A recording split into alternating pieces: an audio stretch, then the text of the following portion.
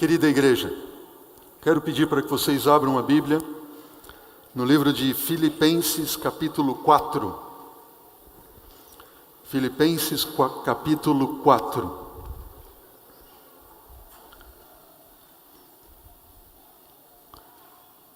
E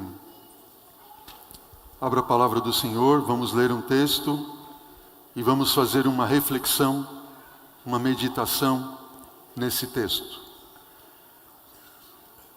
Estamos juntos? Antes de lermos a palavra do Senhor, eu quero pedir que você olhe para mim nesse momento. Olhe para mim, em nome de Jesus. Todos que estão nas galerias, olhem para mim e entendam o seguinte. O tema de hoje, ele é um tema, uma mensagem que vai mexer com todas as suas estruturas. Amém? Alguns disseram amém, outros olharam assim. E eu vou dizer para vocês que talvez essa seja uma das mais difíceis mensagens de pregar. Não difícil no sentido teológico, absolutamente. Mas difícil no sentido de que esse tipo de coisa acontece. Estão percebendo? Esse tema, ele é tão importante para a nossa vida que talvez você não tenha noção de quão profundo é nós buscarmos entender o que nós vamos estudar hoje e juntos clamarmos de Deus forças para viver de acordo com aquilo que o Senhor tem para nós hoje. E eu quero pedir para você, querido irmão, irmã, meu amigo, minha amiga, por favor, esteja orando por mim, para que Deus me dê sabedoria de apresentar esse tema. E, sobretudo, eu queria que você entendesse o seguinte, por Jesus, que aquilo que eu vou apresentar a vocês não é o que eu acho, não é o que eu penso, mas é o que Deus tem para nós, fundamentado na palavra do Senhor e também nos escritos proféticos, nos testemunhos proféticos de Ellen White. Amém? E eu queria que ao sair da igreja hoje, não houvesse um comentário assim, o pastor André pregou tal mensagem. Não. O meu sonho é que após esse culto, ao sair você da igreja, você dissesse, Deus falou a nós nesta manhã. Se você apreciar o tema, louve ao Senhor. Se você não gostar do estudo, não brigue comigo. Conversa com ele, porque a mensagem não é minha. Amém? Estamos juntos? Posso ver um assim? Obrigado. Amém. Filipenses 4:4. Vamos à palavra do Senhor. Alegrai-vos sempre no Senhor. Outra vez digo-vos o que, igreja? Alegrai-vos. Seja a vossa moderação conhecida de todos os homens. Perto está o Senhor. Não andeis o que, igreja? Não andeis ansiosos por qualquer coisa, por coisa alguma. Em tudo, porém, sejam conhecidas diante de Deus as vossas petições, pela oração e pela súplica e com ações de graças. E a paz de Deus, que excede a todo o entendimento, guardará o vosso coração e a vossa mente em Cristo Jesus. Finalmente, irmãos, tudo o que é o que, igreja? Tudo o que é verdadeiro, tudo o que mais, igreja? Diz para mim. Tudo o que é respeitável e tudo o que é o que? Justo e tudo o que é o que? Puro e tudo o que é o que mais? Amável e tudo o que é o que? De boa fama, se alguma virtude há, se algum louvor existe, seja isto que ocupe o quê? O vosso pensamento. Querida igreja, Jesus está voltando. Amém. Ora, vem, Senhor Jesus. Eu não preciso falar para você ou pregar nessa manhã sobre os acontecimentos que nós temos acompanhado nos últimos dias. É ou não é verdade? Você tem acompanhado? Coronavírus e desastres ecológicos e isso, aquilo, outro, epidemias e vírus e tudo mais. Notem, Jesus está voltando. E o diabo sabe que pouco tempo lhe resta. É ou não é verdade? Ele sabe que pouco tempo resta aí. E o diabo, ele é tão inteligente, tão esperto. A gente não pode dizer sábio, porque sabedoria, aplicar o conhecimento e inteligência é aquilo que cabe a Deus, não é verdade? Ele é tão esperto, tão inteligente, que ele conhece a nossa natureza de tal forma, e ele tem construído de tal forma algo para simplesmente levar a você e a minha perdição eterna. E nós não temos atentado para isso. Isso é tão forte, tão terrível, e a grande batalha que o inimigo tem travado, entende, com você e comigo, é a batalha pelo quê? Pela nossa mente. Pela nossa mente. Se o diabo conseguir tomar a tua mente, a minha mente, acabou. Nós estamos perdidos. E ele ganhou a batalha. É ou não é verdade? Eu estive estudando acerca dessa batalha pela mente e pelos pensamentos, e eu descobri algumas coisas bem interessantes, e eu quero compartilhar com vocês nesta manhã. Esse indivíduo, Wilhelm Humboldt, eu acho que é esse o nome. Ele é um dos precursores ou dos fundadores das teorias da linguagem e filosofias da linguagem. Esse indivíduo, ele diz assim, eu só tenho acesso ao teu pensamento através do quê? Da tua linguagem. Aquilo que nós falamos revela aquilo que nós o quê? Pensamos. Ele diz assim, a linguagem é a expressão do pensamento. Por que isso é tão importante? Estudiosos da linguagem, de linguística, eles analisam escritos antigos dos povos e civilizações, para através desses escritos analisar a linguagem dos povos, entender a forma como eles pensavam e como eram as civilizações no passado. Gilkey, um teólogo que também tem estudado princípios da linguagem, a formação do pensamento, ele diz assim, a linguagem não é um mero comunicador do pensamento. Ela é o quê? Ela é o próprio pensamento. Gilkey está dizendo o quê? Que quando aquilo que nós falamos, nos expressamos, é o nosso próprio pensamento. Não tem como dissociar uma coisa da outra. Claro que ele diz, sempre que alguém pronuncia uma frase, a pessoa está o quê? Fazendo algo. Ele agora começa a se aprofundar um pouco mais e dizer o quê? Quando nós falamos, nós não estamos somente falando, nós estamos fazendo.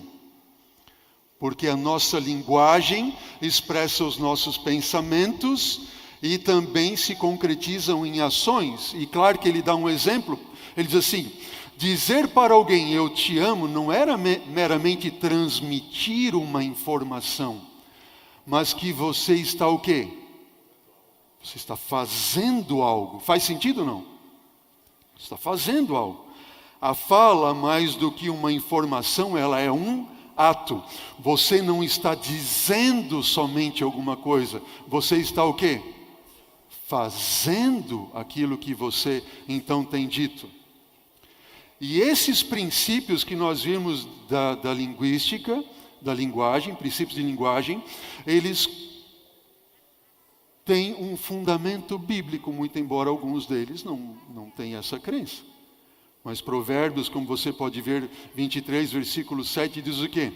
Assim como você pensa na sua alma, assim você é. Os estudiosos de linguagem, eles pegam, por exemplo, o seguinte: quando você consegue estudar a linguagem de alguém, de uma comunidade, de um povo, de uma civilização, você consegue entender através da linguagem. Ela expressa a linguagem, o que? Os pensamentos, certo? Vamos acompanhando a lógica comigo. A linguagem expressa os pensamentos, e os pensamentos, quando formulados, ou eles são formulados, através de quê? De histórias. E nós podemos ler esse quadro ao contrário. Na verdade, os estudiosos de linguagem, eles partiram deste princípio e eles entenderam o quê? Que as histórias, isso aqui é o mais importante de você entender hoje, tá bem? Eles entenderam o quê? Que as histórias, elas formulam os pensamentos, que por sua vez expressam o quê? A nossa linguagem. Deu para entender? Vamos repetir a ideia? As histórias formulam pensamentos que por sua vez são expressos através da linguagem. O que isso significa? Significa que quando você tem os seus pensamentos que são formados por histórias, que são expressos através da sua linguagem, isto vai revelar o que, igreja? Diz para mim. Quem você é, quem eu sou. E aquilo que eu sou, ou quem eu sou, vai revelar para mim qual é a visão da realidade de Deus que nós temos, ou podemos formular. Em suma, se pudéssemos resumir tudo, de uma forma bem simples, é o seguinte: a base de tudo está onde? Nas histórias. Deu para entender? As histórias formulam pensamentos que são expressos através da linguagem. A base de tudo está no quê? Nas histórias. E as histórias, elas vão dar para você uma visão de realidade de Deus. Pastor, bastante filosófico isso. Eu quero que você entenda o seguinte: o que o diabo mais quer é tirar da tua mente a ideia de que existe um Deus. E se ele não conseguir tirar da tua mente a ideia de que existe Deus, o que ele vai fazer? Ele vai tentar torcer a realidade de Deus para a sua vida. Estão entendendo, não? Deus nos criou e Deus fez o seguinte: quando você olha para a Bíblia, por exemplo, quanto da Bíblia é história ou narrativa? Quase tudo, não é verdade? São histórias. São as histórias que nós contamos para as crianças, são as histórias que algumas delas nós estudamos na semana passada, na árvore genealógica de Jesus. Essas histórias, elas expressam o quê? Uma realidade de Deus. Quem é Deus? Quando você vai do Gênesis ao Apocalipse, é praticamente tudo narrativa, praticamente tudo história. E aquilo que não é história, por exemplo, é abstração, como os escritos teológicos de Paulo, ou até mesmo as profecias, as profecias e as abstrações, se valer das histórias do Antigo Testamento e mesmo do Novo Testamento, para ter a sua base. Ou seja, a base de tudo é o que? É a história. Deus sabe muito bem disso e Deus nos criou assim. E através disso, então, Ele vem construindo em nossa mente histórias para que nós tenhamos uma visão da realidade de Deus em nossa vida.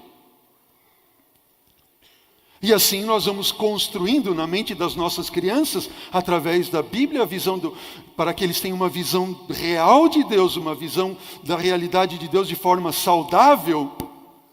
No entanto, o diabo se valendo disso e conhecendo esses princípios, o que ele faz?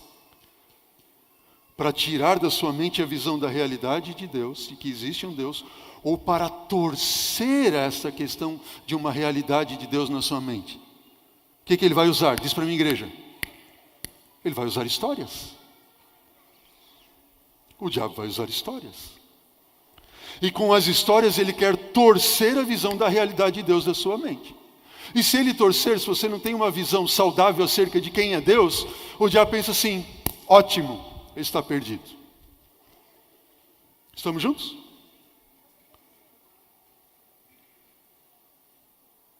Aí você começa a pensar assim,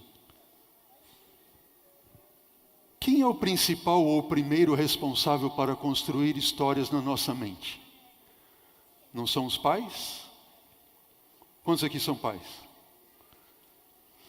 Quando nossos filhos começam a ter noção da vida, da realidade de vida, essa realidade de vida está sendo construída através das histórias que os nossos filhos passam a ter por experiências conosco, com seus pais. E os pais, então, eles estão transmitindo para os filhos, através das histórias vividas com eles, uma realidade de mundo, uma realidade de Deus. Por isso que Ellen White tanto diz o quê? Que os nossos filhos, os pequeninos, eles vão ter uma visão de Deus de acordo com aquilo que os pais forem para eles. E muitos têm uma visão distorcida de Deus porque não tiveram o quê? Pais que foram modelos. Faz sentido ou não? Pense comigo o seguinte. Através dos pais e das histórias com os pais, Deus quer firmar na mente dos nossos filhos e na nossa mente aquilo que se chama identidade e propósito. Quem é você e o que Deus quer de você, qual é o propósito que Ele tem para a sua vida. E o diabo quer tirar isso de nós. Aí eu reflito com vocês e penso o seguinte. Quanto das histórias deste livro e quanto tempo nós temos passado para ler as histórias deste livro em nossa vida, a fim de termos uma visão saudável da realidade de Deus? Vamos ser sinceros, irmãos. A gente tem dificuldades de ler a Bíblia, é ou não é verdade? É ou não é verdade? A gente tem dificuldade de ler a Bíblia. E quem é o maior interessado que você não leia a Bíblia? Por quê? Porque ele sabe que estas histórias vão dar para você uma visão saudável de Deus. Se você tiver uma visão saudável de Deus, Ele não tem como derrubar e tomar a sua vida e levar você ao fracasso e à perdição eterna. E o que o diabo vai fazer para que você não tenha uma visão saudável de Deus? Para que você não leia a Bíblia? Olha o que diz agora esses textos do Espírito de Profecia. Todos eles dizem assim: vi que jovens e adultos negligenciam a Bíblia e não fazem da Bíblia, deste livro, o seu estudo e regra de vida como devem. Os jovens, eles são especialmente culpados desta negligência. A maioria deles está preparada e dispõe de todo o tempo para fazer o que? Diz para a minha igreja. Para ler qualquer outro livro. Qual deveria ser a nossa regra de vida e de fé? A Bíblia. Só que daí o diabo vem, ele diz assim: Bom, se são as histórias que vão formular os teus pensamentos e vai revelar aquilo que você é ou irá se tornar, dando a ti uma visão de realidade de Deus, saudável ou não saudável, até mesmo tirar, o diabo ele vai usar histórias para te destruir. E aí ele cria livros de histórias.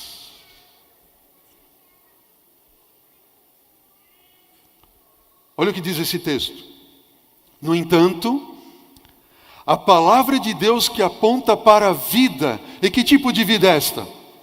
Vida eterna, ela não é esquadrinhada e estudada diariamente. Histórias de que tipo? Histórias ociosas têm sido lidas atentamente, enquanto a Bíblia tem sido o quê? A Bíblia tem sido desprezada. E Ellen White continua dizendo, aqueles que dão rédea soltamente para fazer o que, igreja? Diz para mim, para fazer o quê? Para se divertir com histórias tolas e com contos ociosos, eles alimentam a imaginação, mas o brilho da palavra de Deus fica de que forma? Fica ofuscado. O que isso significa? Quando eu coloco na minha mente histórias tolas, contos ociosos, eu alimento ou eu estimulo a imaginação. E aí as histórias da Bíblia, o relato bíblico da salvação de Cristo Jesus, do que Deus tem por você, por mim, daquilo que Ele fez e tem feito, do plano da salvação que Ele está vindo nos buscar, passou da nossa mente, fica ofuscado, fica eclipsado. O que significa? Se a palavra de Deus é luz que ilumina os nossos caminhos, e ela deve iluminar a minha vida, iluminar o meu ser, expulsar as trevas da minha alma, pois essas histórias tolas e contos ociosos fazem um eclipse, elas vão obscurecer o brilho da palavra de Deus que não vai chegar à minha vida. E o que vai acontecer com isso? Qual vai ser a consequência disso? Veja o texto. A mente é diretamente desviada de Deus, é destruído o interesse em sua preciosa palavra. Uau!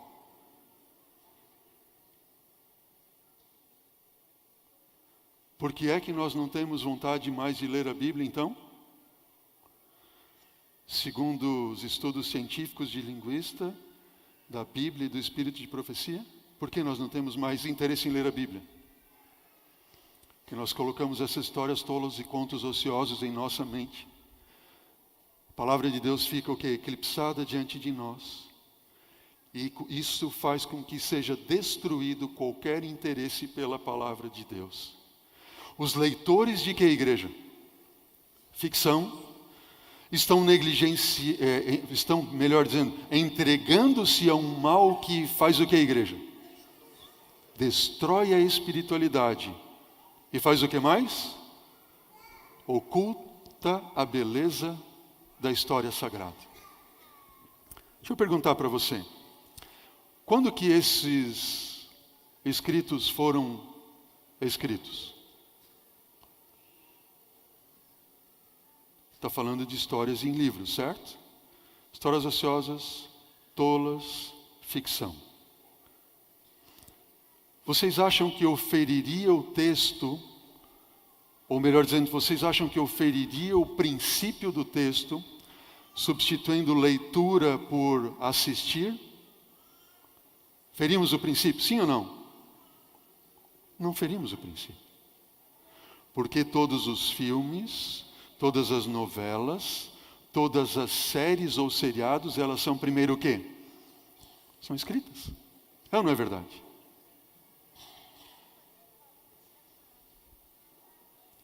E algumas vezes a gente vem na quarta-feira na igreja, pastor, ore pela minha espiritualidade. Irmãos, orem pela minha espiritualidade. Talvez nós devêssemos mudar esse pedido e dizer assim, por favor, ore para eu sair diferente da televisão. Ore para eu sair da frente dos seriados. Ore para eu sair da frente das novelas. Ore para eu deixar de assistir filmes. Porque daí a minha espiritualidade vai o quê? Vai crescer. É fácil esse tema? Fácil de apresentar? Vocês não sabem como foi minha angústia essa semana.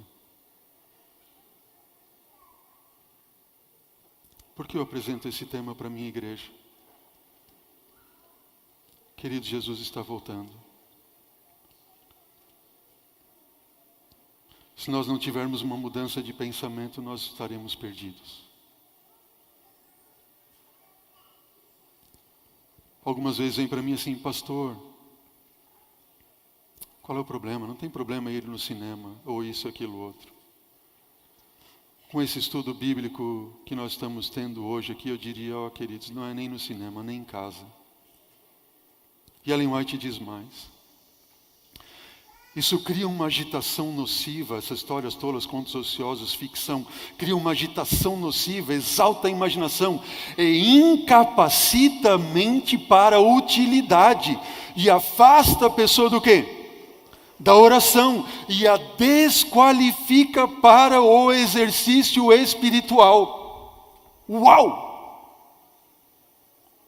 Não são palavras minhas. Não são palavras minhas, não sou eu quem está dizendo. Sabe, talvez você esteja se sentindo um inútil espiritualmente falando. Aqui está a resposta no texto. Talvez você esteja pensando assim, pastor, parece que a minha oração não passa do teto. Sim, você tem alimentado a sua mente com histórias tolas, contos ociosos, ficção, e você tem sido desqualificado para qualquer exercício espiritual. Você não consegue mais orar, tem sido afastado da oração. Aí eu penso com você o seguinte, nós temos uma igreja que temos que nos unir para salvar. E essa união para nos salvar só irá acontecer quando nós estivermos unidos primeiro a Deus. De todo o coração, de toda a nossa alma, de todo o nosso entendimento. Amém? Então Deus vai operar um milagre. Ó, filhos e filhas de Deus, Deus está pronto para operar o milagre, nós só precisamos crer, mas nós temos que fazer a nossa parte. Nós temos que tomar uma decisão. Uma das maiores razões por que vocês têm tão pouca disposição de chegar mais perto de Deus mediante a oração, é se haver incapacitado para essa sagrada obra, por meio da leitura de histórias fascinantes, as quais têm estimulado a imaginação e despertado o que é a igreja? Paixões profanas. A palavra de Deus se torna desagradável. A hora de oração é esquecida. E a menos, porém, que se quebre o quê? O que é um encanto? É uma magia, um feitiço demoníaco. A menos que esse feitiço demoníaco seja quebrado, onde em breve compreender que a porção do transgressor é a parte que lhes cabe a eles. Por que cada ano que passa tem sido mais difícil pregar a Bíblia? Sabe, pense num pastor jovem. Para ser um pastor dos jovens hoje, o camarada quase tem que ser um malabarista, né? Ele tem que vir na frente do púlpito e fazer tudo, e luz, e tudo mais. Por quê?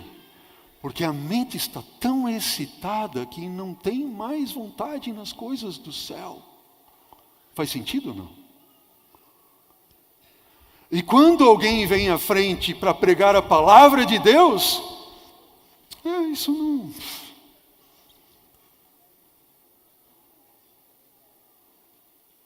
Esse encanto tem que ser quebrado. Ellen White diz, se fosse possível eliminar uma grande parte dos livros publicados, seria detida uma praga que está realizando uma obra terrível sobre a mente e o coração. Romances, contos banais e excitantes, e até mesmo os livros chamados de quê? Novelas religiosas. Obras nas quais o autor incorpora uma história, ou mesmo uma lição moral. Não, pastor, eu vou assistir isso porque é uma lição moral. Ela é o quê? São o quê essas? São uma desgraça para os leitores ou para aqueles que assistem. Ai, pastor, minha vida está uma desgraça, eu não sei mais o que eu faço, isso, aquilo, outro. Pois você tem alimentado a sua mente com esse tipo de coisa. Não sou eu quem diz, mas o Espírito de Profecia diz. Sua vida vai ser uma desgraça. Na maioria dos casos, Satanás está apenas revestido das roupagens angelicais, as mais eficazes para enganar e seduzir. E alguém pode dizer assim, não, pastor, isso não tem nada a ver.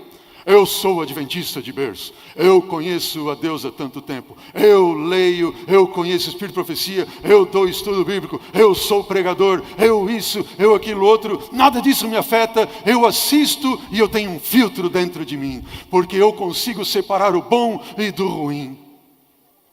Mas bom, se é esse o teu pensamento, olha o que diz o Espírito de Profecia, não eu. O que diz o texto? Diz para mim, igreja. Ninguém, vamos ler juntos? Ninguém está tão firme nos princípios corretos. Ninguém está tão protegido da tentação que esteja seguro lendo essas histórias. Quantos podem estar seguros? Ninguém. Ninguém.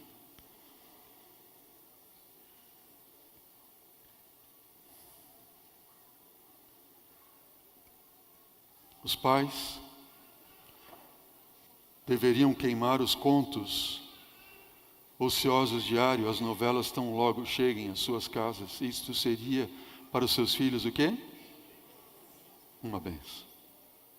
Deixa eu fazer uma pergunta para vocês. Alguém de vocês, que é um cristão, devoto a Deus, alguém de vocês que é um servo de Deus, serva de Deus, conhecedor da palavra do Senhor, aceitaria o seguinte convite? Pastor, que convite é esse? O convite é o seguinte. Hoje à tarde, eu queria convidar você para nós irmos lá num terreiro e nós fazemos lá uma arte de magia e de feitiçaria. Quem é que iria comigo?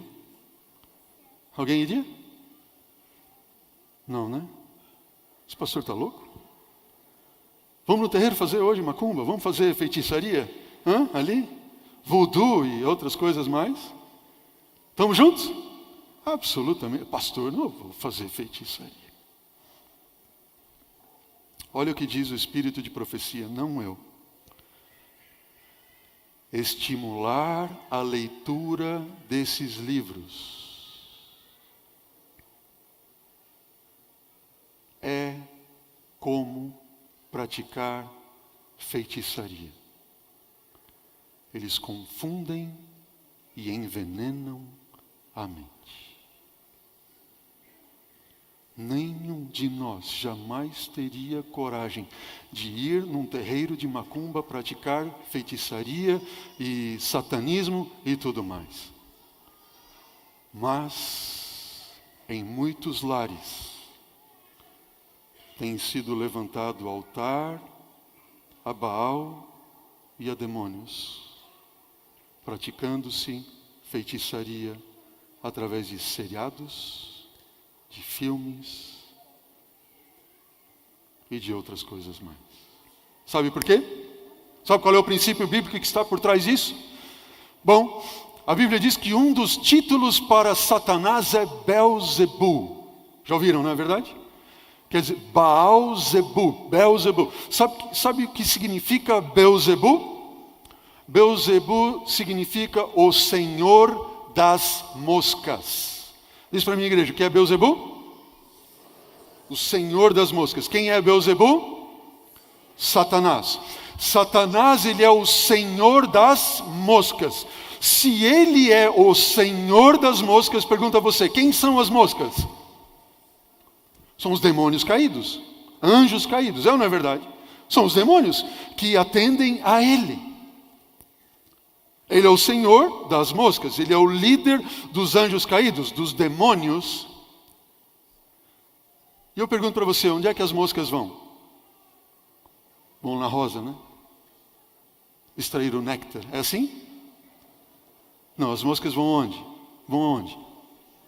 É lá onde você pensou mesmo. Elas vão no lixo. Elas vão no esgoto. É ou não é verdade? E toda vez que você liga o seu televisor, ou o seu computador, ou o seu tablet, ou mesmo o celular, não importa a tela, se é de 5, 7 polegadas, se é de 20 polegadas, 30, 50, não importa o tamanho da tela. Intenta-se aqui a entender que qualquer uma dessas telas, elas estão jogando para dentro da sua casa e para dentro da sua mente o quê? Esgoto, lixo. E quem é que você está atraindo a esse esgoto e a esse lixo? Vamos assistir um filme legal? Vamos lá, aí a gente convida quem? As moscas para fazer companhia com a gente.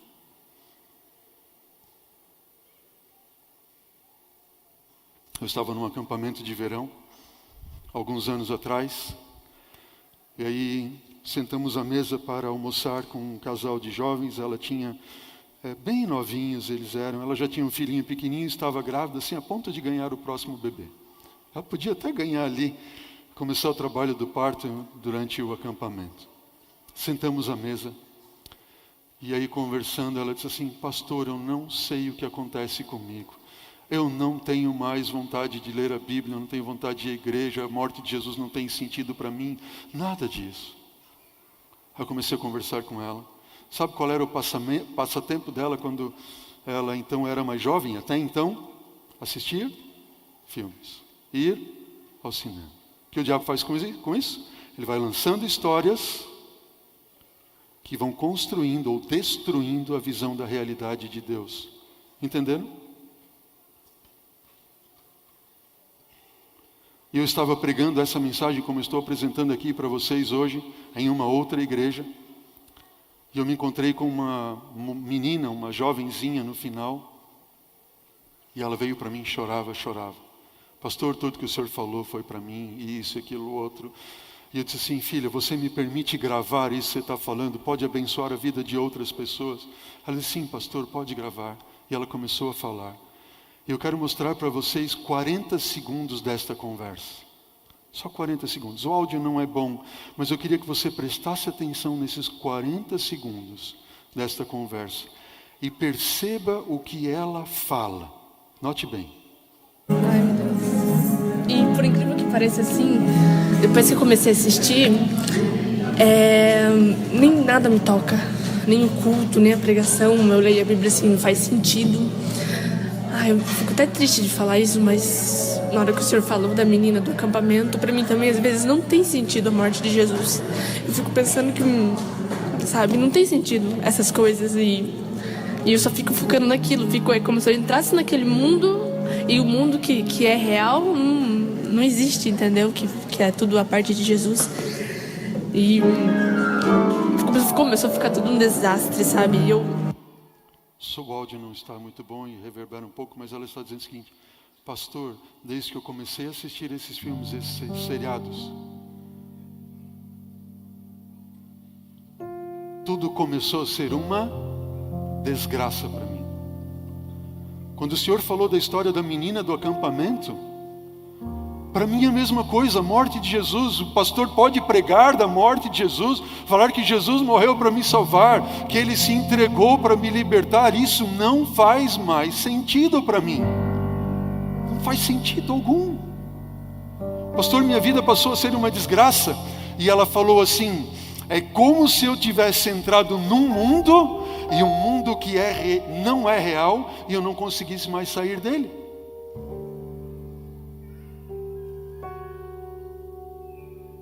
Eu entrei num mundo que não é real. O que o diabo quer fazer para nos destruir, irmãos? É tomar conta da nossa mente. E eu olho para a minha igreja, um ano está começando,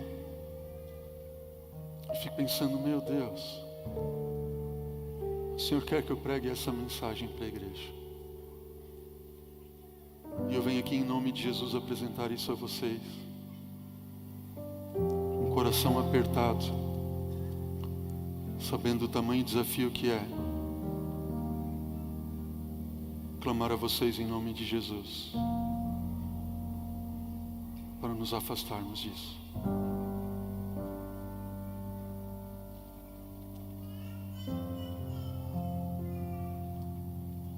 Essa menina, ela perguntou para mim assim: pastor, tem salvação para mim?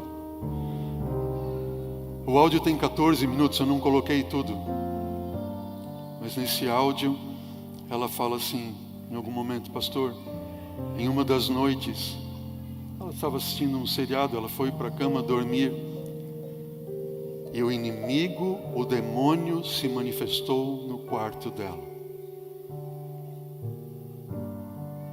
E ela clamava a Deus, e até que ela conta como se fosse unhas assim, passando desde a minha nuca até embaixo na minha dorsal e na minha lombar. E ela orava e dizia: Senhor, tira de mim isso. Pastor, tem salvação para mim, o que eu faço? Eu disse para ela: filha, tem salvação para todo aquele que crê em Jesus, amém? Tem uma forma de você ser liberta. E esta forma de você ser liberta é fazer um jejum. Fazer um jejum. E eu descobri isso, sabe o que é? Minha esposa esteve adoentada com uma doença autoimune que descobriu há cerca de 6 anos atrás. E essa doença autoimune que não tem cura, aqueles que sofrem de algum tipo de doença autoimune sabem que não há cura. Ela foi para a nossa clínica lá em São Roque. E o médico lá ao examinar disse assim: olha, para começar você a ter resultado, a Alessandra sabe isso muito bem, você precisa fazer o quê? Uma desintoxicação. Porque quando você desintoxica, então o seu organismo começa a reagir e a se reconstruir. Entenderam bem?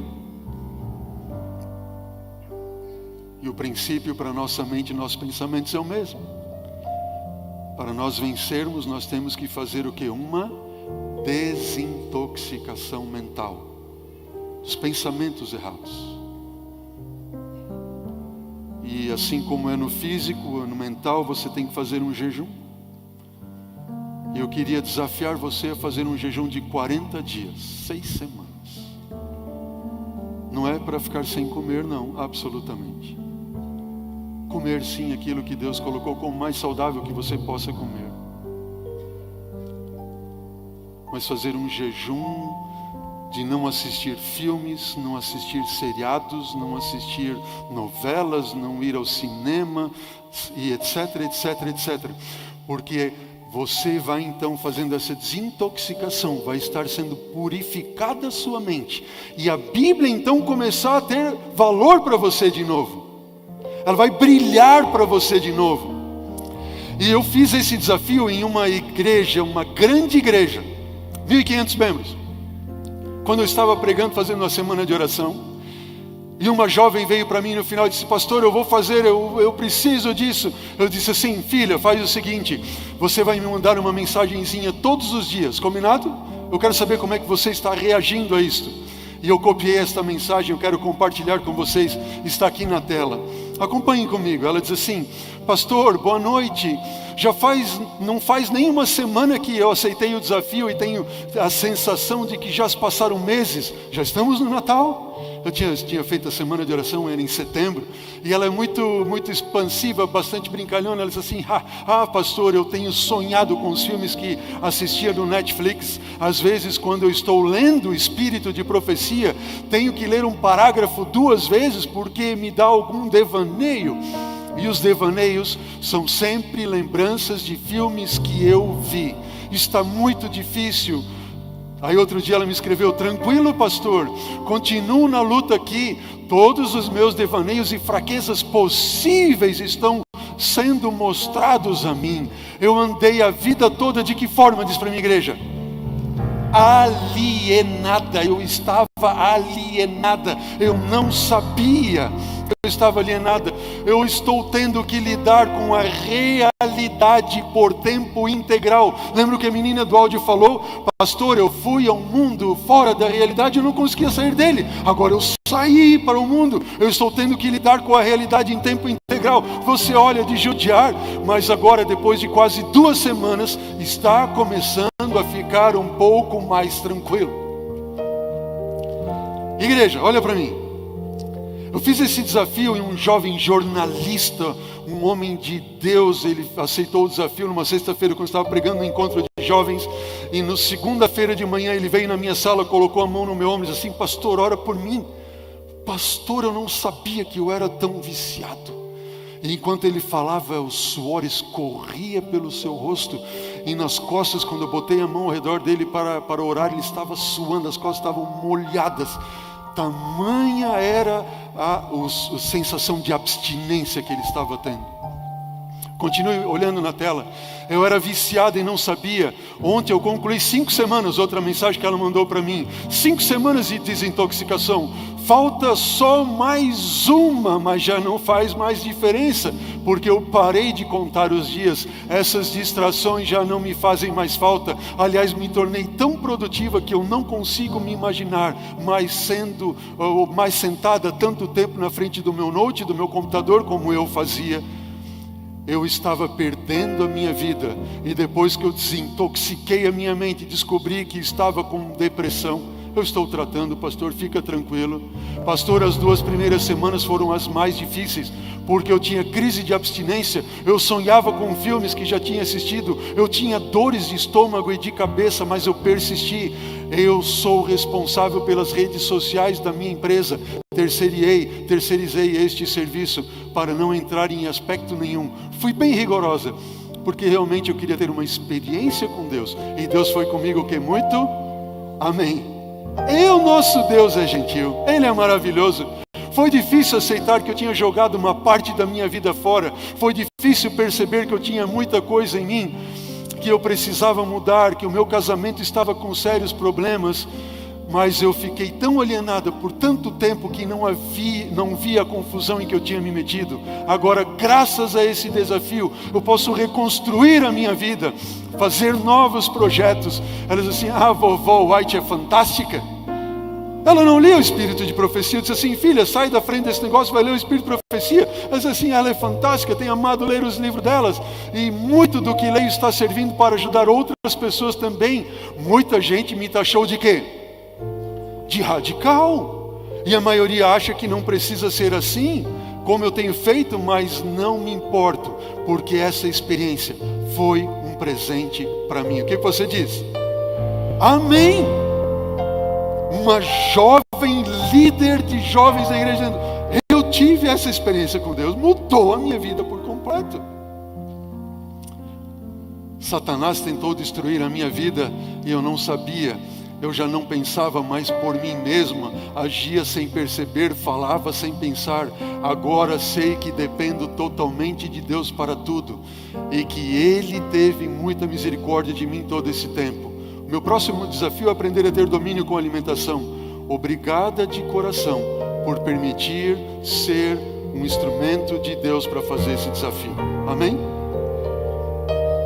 E ela conclui dizendo: Deus abençoe e te proteja sempre dos ataques do inimigo. E nunca desista desse seu projeto. Tem muita gente precisando cair na realidade como eu. PS, pastor, não deixa negociarem contigo não, viu? Era para cortar tudo. Música do mundo, TVs, vídeos, YouTube, Netflix, qualquer site, livros seculares, tudo que não pertence a Deus. Essa é a mensagem. E esse é o desafio. Há alguém aqui nesta manhã que gostaria de aceitar um desafio de 6 semanas de jejum, desintoxicando a sua mente, clamando a Deus, dizendo: Senhor, amém, louvado seja Deus. Louvado seja Deus por isso. Senhor, eu quero desintoxicar a minha mente. Temos mais uma mão erguida lá. Fique em pé em nome de Jesus.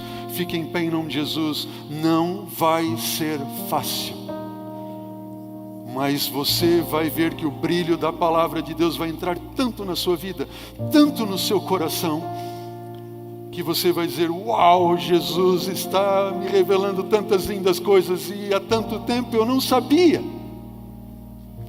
Aceite esse desafio, não por mim, não porque eu prego, não!